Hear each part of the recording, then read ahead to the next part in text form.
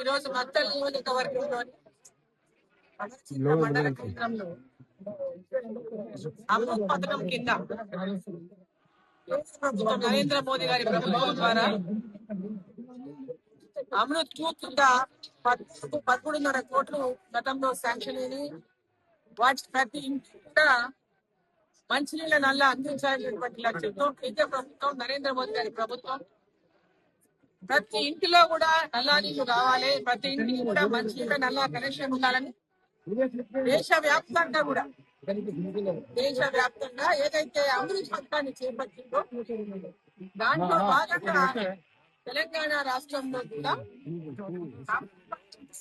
కేంద్ర ప్రభుత్వం ప్రతి మున్సిపాలిటీ కూడా నిధులను శాంక్షన్ చేసింది.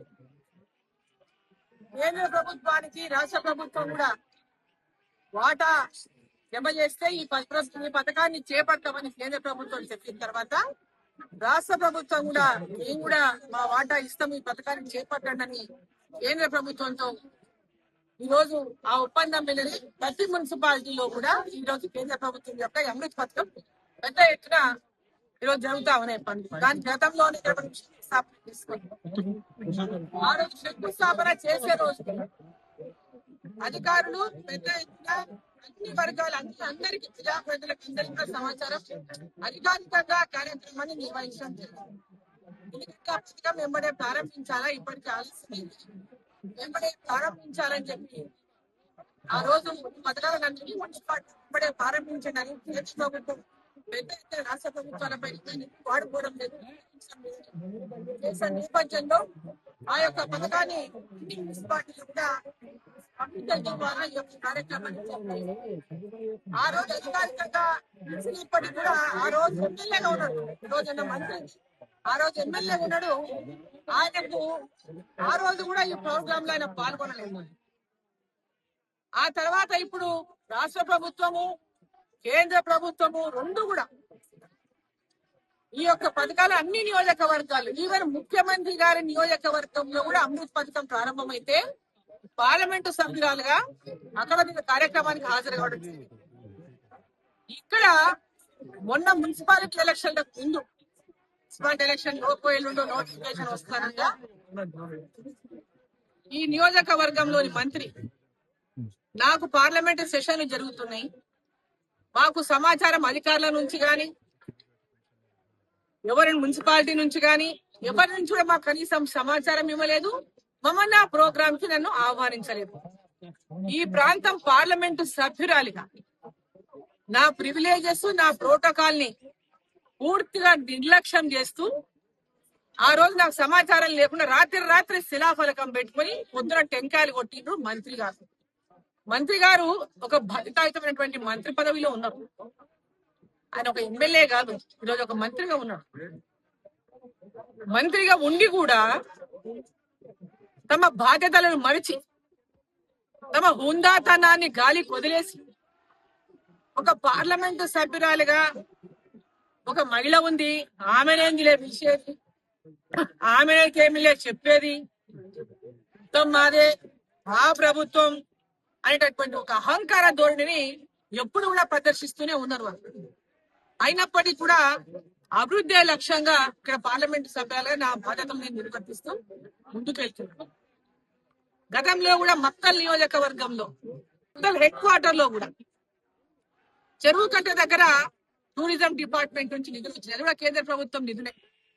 ఆ పథకానికి కూడా నాకు సమాచారం ఇవ్వకుండానే వాళ్లే టెంకాయలు కొట్టుకొని వాళ్లే ఫౌండేషన్ స్టోన్ చేసుకున్నారు. ఆత్మకూరులో కూడా ఇదే విధంగా అక్కడ కూడా 3,14,00,000 ఒక్కొక్క చెరువుకు. ఈ చెరువుని అభివృద్ధి పరచడానికి కేంద్ర ప్రభుత్వ నిధులు, రాష్ట్ర ప్రభుత్వ నిధులు, మున్సిపాలిటీ నిధులు, కేంద్ర ప్రభుత్వము రాష్ట్ర ప్రభుత్వము 60-40 షేర్ తో ఈరోజు పెద్ద ఎత్తున ఈ ప్రాజెక్టులను చేపడుతుంటే రోడ్లు గాని, ఈరోజు గ్రామాల్లో సిసి రోడ్లు గాని, గ్రామాల్లో అంగన్వాడీ భవనాలు గాని, గ్రామాల్లో మహిళా సంఘం భవనాలు గాని, మహిళా సంఘాల్లో గోదాములు గాని, అదే విధంగా ప్రతి ఒక్క పథకం కేంద్ర ప్రభుత్వం ద్వారా ఈరోజు వచ్చిన పిఎంజిఎస్వై రోడ్లు గాని, సిఐఆర్ఎఫ్ రోడ్లు గాని, ప్రతి ఒక్క పథకం కేంద్ర ప్రభుత్వం నిధులతోనే ఈరోజు రాష్ట్రంలో కొనసాగుతా ఉంటాయి. రాష్ట్ర ప్రభుత్వం షేర్ ఉన్నటువంటి పథకాల లోపల అయినప్పటికీ కూడా కేంద్ర ప్రభుత్వం ప్రతి పథకంలో కూడా పార్లమెంటు సభ్యురాలుగా ఖచ్చితంగా నాకు ఆహ్వానం ఉండాలి. నా సమయాన్ని వాళ్ళు తీసుకొని ప్రోగ్రామ్ నిర్వహించాలి. వాటన్నిటిని కూడా తుంగలో తొక్కి రాష్ట్ర ప్రభుత్వం మాదే అంతా మేమే చేస్తున్నాం, మేమే అనేటటువంటి ఒక అహంకార ధోరణితో ఇక్కడ ఉన్నటువంటి మంత్రి గారు యొక్క వ్యవహారం ఉండడం ఏమాత్రం కూడా సమంజసం కాదు. నేను కూడా గతంలో ఎమ్మెల్యేలు చేసిన 3 సార్లు, మంత్రిగా చేసిన, పార్లమెంట్ సభ్యురాలిగా ఉన్నా. నేను కొత్తగా రాజకీయాలకు రాలేదు, కొత్తగా ఎమ్మెల్యే కాలేదు, కొత్తగా ఈరోజు నేను రాజకీయాలు చూస్తలేను. నాకు బాధ్యతలు తెలుసు, ఒకరికి ఇచ్చే గౌరవం గురించి తెలుసు, ప్రోటోకాల్ తెలుసు, ప్రివిలేజెస్ తెలుసు. అన్ని తెలిసే నేను అందరినీ కలుపుకొని నియోజకవర్గ పార్లమెంట్ లో అందరితో అమేకమై కలిసి ముందుకు పోవడానికి ప్రయత్నం చేస్తాను. కానీ ఒకరిద్దరు ఎమ్మెల్యేలు కేంద్ర ప్రభుత్వం పేరు చెప్పకూడదంట, కేంద్ర ప్రభుత్వం నిధుల గురించి చెప్పకూడదంట, కేంద్ర ప్రభుత్వం ఇస్తుందని చెప్పకూడదంట, ఓన్లీ కాంగ్రెస్ ఇస్తేనే చెప్పాలంట. ఈ రోజు వీళ్ళు ఇచ్చే ఇందిరమ్మ ఇండ్లు అని చెప్తున్నారు కదా, ఘనంగా గొప్పగా ఇందిరమ్మ ఇండ్లు మేమిస్తున్నాం. ఆ ఇండ్లకు పైసలు ఎవరు ఇస్తున్నారు? ఆ ఇండ్లకు పైసలు ఇస్తున్నారు కూడా నరేంద్ర మోదీ గారి ప్రభుత్వం, కేంద్ర ప్రభుత్వం ఇస్తా ఉంది. ఈ రోజు ఇందిరమ్మ కాంగ్రెస్ పార్టీ అధికారంలో ఉంది, ఇందిరమ్మ పేరు పెట్టుకున్నారు, మంచిగా పెట్టుకున్నారు. ఆమె కూడా ఒక ప్రధానమంత్రి రాష్ట్ర దేశానికి ప్రధానమంత్రిగా పనిచేసింది, పెట్టుకున్నారు, మంచిగానే ఉంది. మరి పేద ప్రజలకు అందరికీ కూడా అర్హులైన వారికి అందరికీ ఇవ్వాలి కదా. కేవలం కాంగ్రెస్ పార్టీ కార్యకర్తలకే ఇండ్లు ఇస్తారా మీరు? కాంగ్రెస్ పార్టీ కార్యకర్తలకే ఇండ్లు ఇచ్చుకుంటా పేదవాళ్ళని అందరినీ పక్కన పెట్టుకుంటా, వీళ్ళు ఆ పార్టీ వీళ్ళు ఈ పార్టీ అని. పేదవాళ్లకు, ప్రతి ఒక్క పేదవాళ్ళకి గూడు ఉండాలి, నీడ ఉండాలని ప్రధానమంత్రి నరేంద్ర మోదీ గారి దేశంలో కోట్లాది మంది ప్రజలకు ఇండ్లు కట్టిస్తుంటే ఇక్కడ నిధులు తీసుకుంటారంట, కానీ నరేంద్ర మోదీ గారు పేరు చెప్పారంట, పేరు చెప్పకూడదంట. ఈ రోజు వీళ్ళ ఎమ్మెల్యేల ఇళ్ల నుంచో, వీళ్ళ మంత్రుల ఇళ్ల నుంచో, లేదా ముఖ్యమంత్రి ఇళ్ల నుంచో, ఎక్కడి నుంచో ఈ నిధులు ఇస్తలేరనే విషయాన్ని వాళ్ళందరూ గ్రహించుకోవాలి. ఈ నిధులు ప్రజల నిధులు, ఈ నిధులకు ప్రజలకు పూర్తిగా హక్కు ఉంది. ప్రజా ప్రతినిధులుగా వాటి గురించి అవగాహన ఉన్న ప్రతి ఒక్కరం కూడా వాటి గురించి ఎవరికి ఏవి దక్కాలో అవి దక్కించాల్సిన బాధ్యత కూడా మన పైన ఉంది. కానీ మేము అధికారంలో ఉన్నామని విర్రవీయడము, అధికారంలో ఉన్నాను విర్రవీకి మొత్తం మాది అని చెప్పుకోవడము, ఇది ఏమాత్రం కూడా శోభనివ్వదు. నాయకులకు ఇది శోభనివ్వదు. ఈ రోజు గుండాలను పంపించారు తాపి నిండా ఇక్కడికి, ఒర్లుతారు, ఎంతసేపు ఒర్లుతారు, మందు దిగేంత వరకు ఒర్లుతారు, ఆ మత్తు దిగేంత వరకు ఒర్లుతారు, ఒర్లి రాత్రి పోయి పండుకోవాల్సింది సైలెంట్ గా. వాళ్ళని రెచ్చగొట్టి ఇక్కడ పంపిస్తే ఒరిగేదేముంది? ఇప్పుడు ఈ చెరువు పూజ, ఈ చెరువు నిధులు ఎవరివి? కేంద్ర ప్రభుత్వానికి. కేంద్ర ప్రభుత్వం నిధులున్న ప్రతి ఒక్క పథకంలో ఖచ్చితంగా నా పాత్ర ఉండవలసిందే, నా ప్రోటోకాల్ ఇవ్వవలసిందే, నా ప్రివిలేజెస్ నాకు ఉండవలసిందే. అది నా హక్కు. ఈ ప్రాంత పార్లమెంటు సభ్యురాలుగా నా హక్కు. కేంద్ర ప్రభుత్వ పథకాలన్నింటిలో కూడా ఖచ్చితంగా నా ప్రోటోకాల్ అధికారులు పాటించాల్సిందే. అధికారులకు తెలియకపోతే మంత్రిగా ఉన్నటువంటి ఆయన చెప్పాల్సిందే. కానీ వాళ్లే రెచ్చగొట్టి తాపి పంపించి శంకాయ కొట్టకూడదు. నేను శిలాఫలకం వేసేసిన శంకాయ కొట్టకూడదు. నేను శిలాఫలకం వేసేసిన కాబట్టి అరుణమ్మ చేస్తే ఆయనకు అవమానం అవుతుందంట. అంటే మాకు అవమానం కాలేదా? నన్ను పిలవకుండా నీ పేరు పెట్టుకుని నువ్వు శంకాయ కొట్టినావు కదా శిలాఫలకానికి రాత్రి. అంటే ఒక పార్లమెంటు సభ్యురాలు, ఒక మహిళను నువ్వు అవమానించలేదా? ఒక మహిళనే కదా, ఏం చేస్తారు? ఇంతమంది గుండాలను పంపించండి, నీతి ఇంతమంది గుండాలను వెళ్ళిపోతుందే కదా, నువ్వు ధైర్యం చేసి పంపించినావు. ఈ సాంప్రదాయం ఎప్పుడైనా ఉందా మక్తల్ నియోజకవర్గంలో? ఇటువంటి సాంప్రదాయం మక్తల్ నియోజకవర్గంలో ఎప్పుడైనా ఉందా? కొత్త సాంప్రదాయాన్ని ఈరోజు మక్తల్ నియోజకవర్గంలో చూస్తున్నాం. ఓ కొత్త సాంప్రదాయాన్ని ఈరోజు మక్తల్ నియోజకవర్గంలో వీళ్ళు ప్రవేశపెట్టిండ్రు మంత్రి గారు. ఈరోజు ఈ మక్తల్ నియోజకవర్గంలో మంత్రిగా అయినటువంటి శ్రీహరి గారు ఒక కొత్త ప్రాక్టీస్ ని మొదలుపెట్టిండ్రు. కొత్త ప్రాక్టీస్ ఏంటంటే మా మీద దాడికి పంపడం, మళ్ళీ ఉల్టా ఆయన మీద దాడికి వచ్చినట్లు యాక్టింగ్ చేస్తారు, స్పీచ్లు ఇస్తారు పోయి.